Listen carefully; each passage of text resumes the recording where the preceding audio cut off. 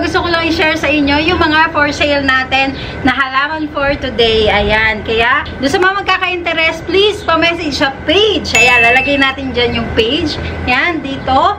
Mag-message kayo dyan doon sa magkaka-interest, ha? Para ma-accept agad kayo ng admin. Kasi the time na mapapanood nyo to, wala po talaga kami, ha? Kaya etong video na to is compiled video na to ng mga halaman na nandito na inisa-isa ko na lang para makita ninyo, ha? Kaya ayan, sa inyo lahat, please, sa magkaka-interest, please pa-message sa page. Kaya wala na tayong patumpik-tumpik pa. Let's go for first plant.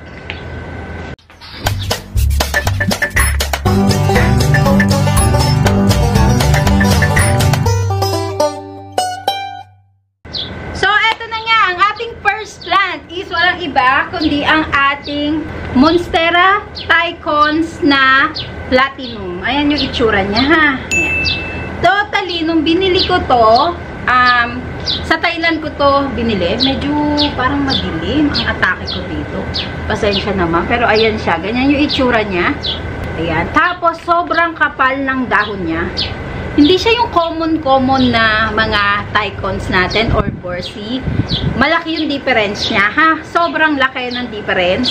Sobrang kapal ng dahon. Ang tawag dito nung inilive nila is Snow something na Monstera Snow, ganon. Pero ang pagkaka-explain niya is mutated, ganon. Mutated na Monstera Thai Constellation Platinum Snow Mutated. Ayan yung itsura niya. Nung binili ko to, is eto lang. Eto, ayan. Ayan lang. Maglilimang dahon lang siya na medyo maliliit. Kaya medyo may kamahalan the time. Ano ko to gift ko sa sarili ko. Ano siya, isa siya sa sinabi kong Christmas gift ko na. Kaya bago mag-December nun, na ipa-ship to. Ganito na siya kaganda ngayon at ang ganda ng pagkaka-acclimate ko sa kanya. Nakuha ko yung magandang area para sa kanya at siguro that time din, maganda yung pagkakapack. Nag-add kasi talaga ako na hindi i-uproot kaya hindi masyadong na-bother yung halaman. Yan yung mga medyo kailangan din natin i-consider. Kung gusto mo talaga na medyo maayos yung halaman mo na darating sa'yo, mag-add-ons ka talaga. Kaya nung pinaship ko siya noon, nag-add-ons ako sa kanya for shipment para clear lang na hindi siya ma-approve. So, ito yung nangyari sa kanya. Hindi ko siya nakitaan na nag-acclimate. Sobrang ganda ng pagkakaayos ko sa kanya din. Tsaka doon sa place na pinaglagyan ko. Ito ang kanyang itsura para mas ma-appreciate nyo. Sobrang kapal ng dahon niya. Ayan. Tapos, mas maganda yung variegation niya sa likod. Alam niyo yung likod niya? Ayan siya, ha. Medyo madilim lang ata yung area ko kasi ang init kasi. Sobrang ganda ng variegation niya. Ibang-iba siya sa mga Tycons. At ibang-iba rin siya sa, alam niyo na, yellow snow, ganon. Sobrang kapal ng dahon. Siguro, kaya rin siya hindi na bother ng ganun kasi sa kapal ng dahon niya. Sobrang kapal ng dahon niya. Tapos iba talaga yung pagkabilog niya. Iba yung mga slit na nagagawa niya. Ganyan.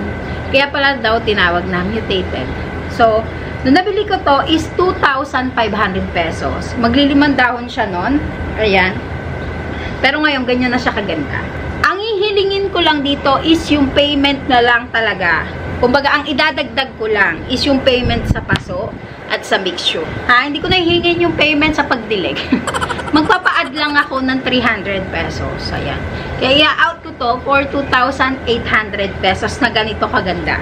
Kahit i-research nyo siya ngayon sa Thailand kung magkano to. Meron ako uling nabili. Ang liit-liit pa niya. Marami nagtanong sa akin, bakit mo kinuha yun? Ang liit nun. Doon sa mga nagla-live selling sa Thailand.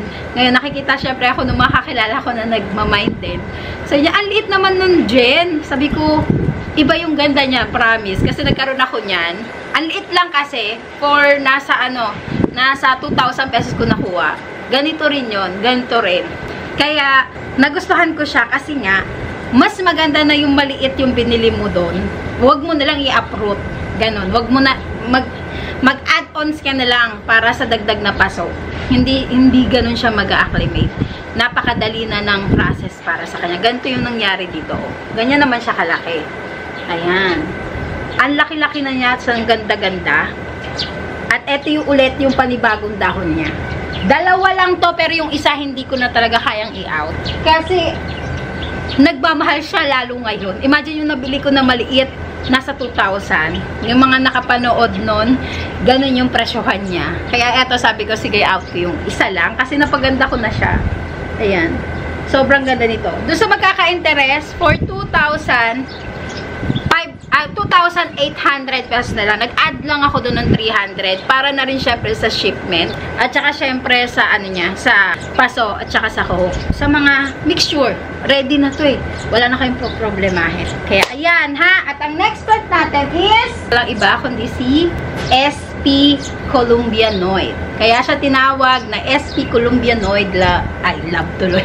Guys, kasi siya pala, so in-explain sa akin ng collectors to.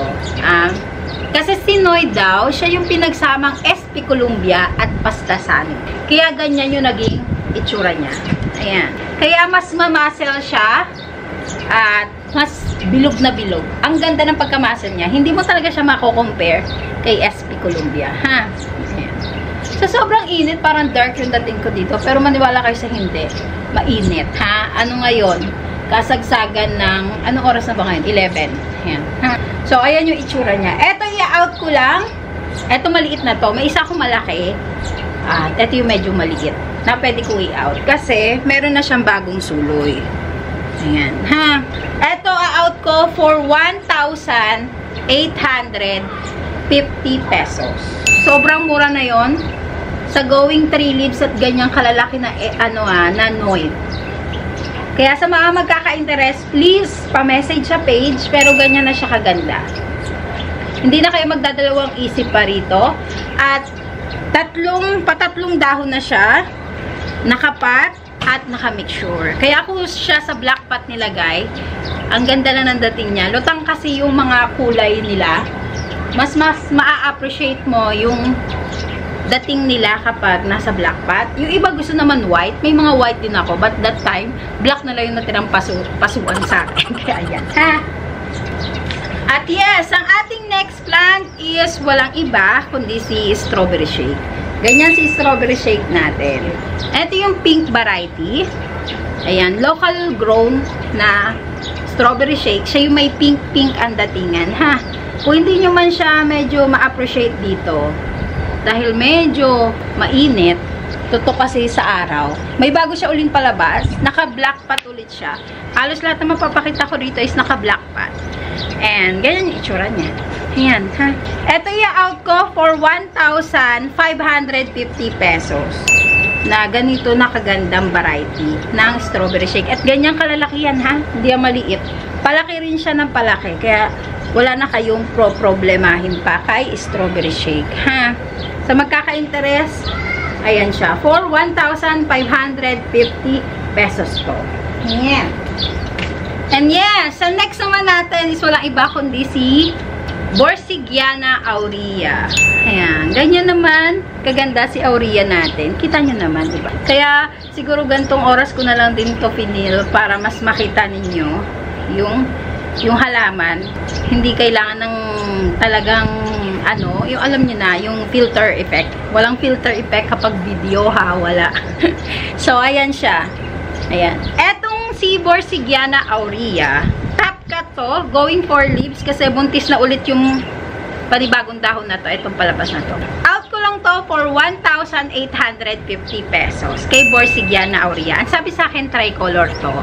So, not sure kung magta-tricolor siya, pero ang alam ko talaga is si aurea siya. Pero napansin ko, medyo nagmi-minty yung kulay niya. So, kung si aurea mint siya, or kung si Borsigiana mint siya, sobrang panalo sa 1,850. Yun yung napansin ko sa kanya, na parang nagbi-mint. Diba halata naman?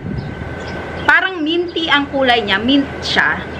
So, nung na-mind ko kasi to maliit pa, kaya hindi ko talaga totally maintindihan kung tricolor or aurea siya. Para lang safe ako na nag-out sa inyo.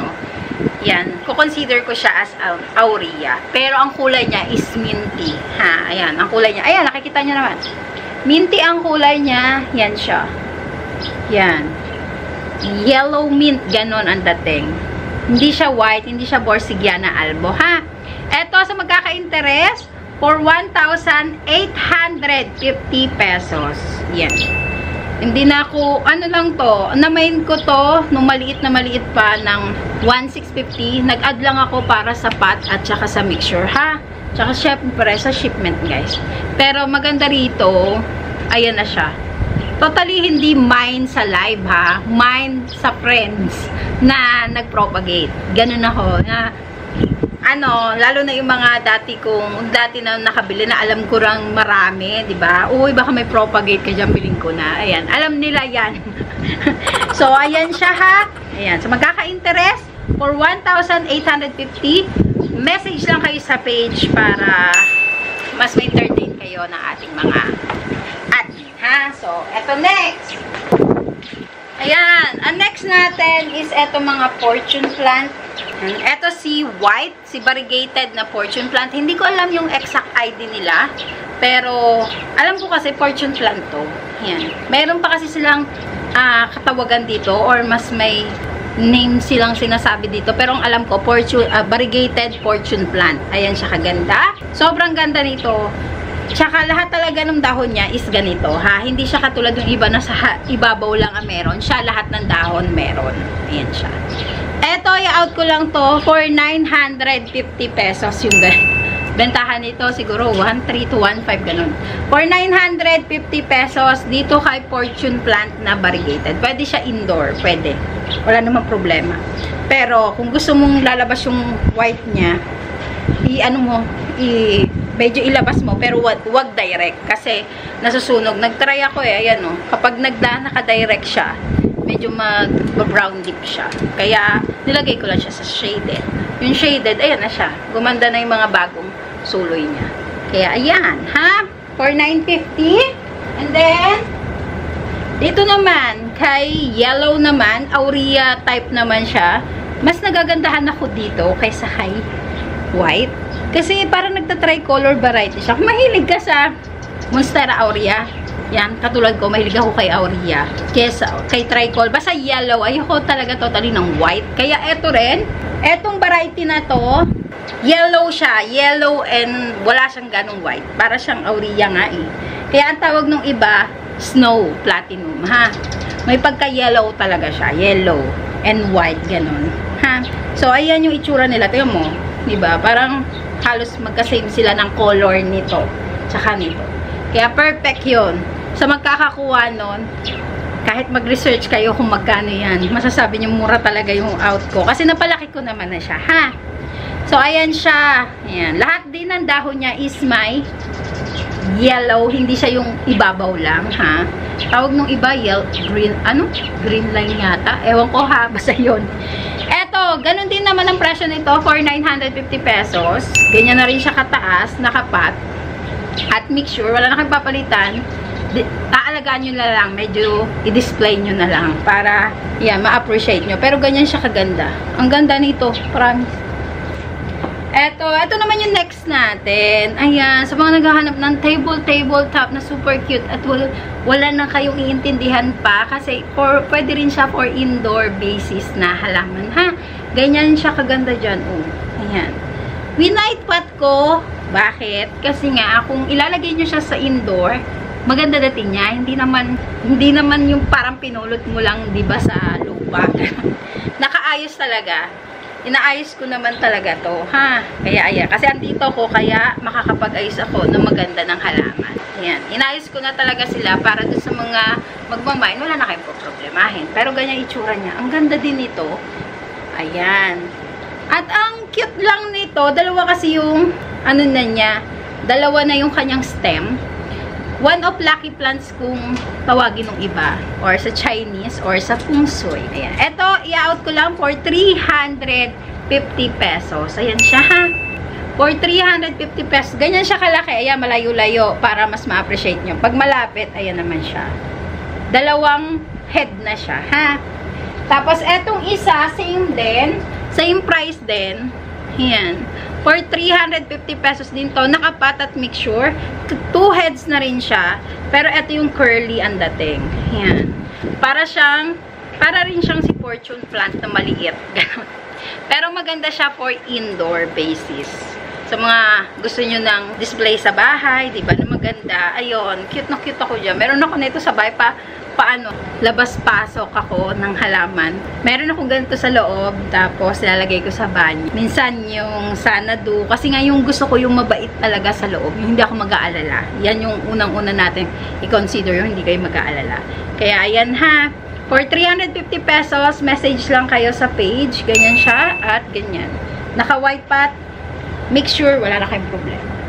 At ang next plant natin is this one, si Brazilian fern, kung tawagan. Siya yung slim variety, kaya mas manipis yung dahon niya, ha.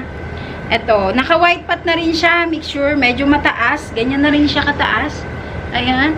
Pang display effect na din. Bahala na kayo kung saan nyo siya i-display. Pero, gandang-ganda lang ako sa kanya. Lakas niya maka-take plant sa loob. Pero, ano pala siya, totoong halaman, di ba? Ayan. Eto, out ko na lang to for 650 pesos. Nakapat at mixture na to. Wala na kaintindihan. At ganyan siya kalaki. Sobrang mura na nito totally. For 650 pesos. Kaya yan, ha? Ayan, for today, yun lang muna yung mapapakita ko sa inyo. Sa mga magkaka-interest, please pa-message sa page, ha? At screenshot nyo na lang din kung ano yung nagustuhan nyo para makita mismo na. Kaya sa inyo lahat, natahol na si Dan. Paalis na ako. Paalis na kami. Yan, sa magkaka-interest nito, sobrang panalo. Sobra-sobra. I swear, pag nakuha nyo din, ha? So, ayan. Sa inyo lahat, God bless, stay safe, at see you po sa ating next video. Sino ba yung Dan?